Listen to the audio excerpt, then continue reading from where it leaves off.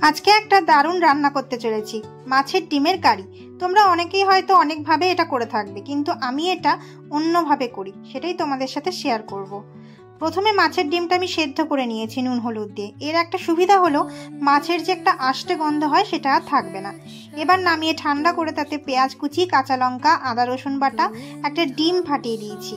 এবার হলুদ, লঙ্কা গুঁড়ো, পোস্তদানা, বেসন সব দিয়ে ভালো করে মাখিয়ে নিয়েছি। এবার কড়াইতে সর্ষের তেল দিয়ে একটু মুচমুচে করে বড়াগুলোকে ভেজে নেব। এই বড়াগুলো এত টেস্টি খেতে হয়েছিল যে কি বলবো।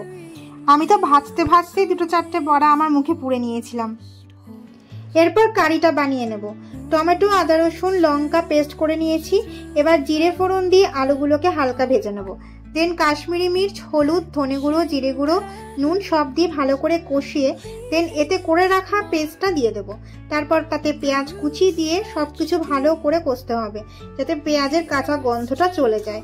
দেন জল দিয়ে দেব, দুটো চেরা কাঁচা লঙ্কা দিয়ে দেবো, দিয়ে ঢাকা দিয়ে রান্না করে নিয়েছি। আলু সেদ্ধ হয়ে এলে তাতে বড়াগুলো দিয়ে আবার ঢেকে দিয়েছি।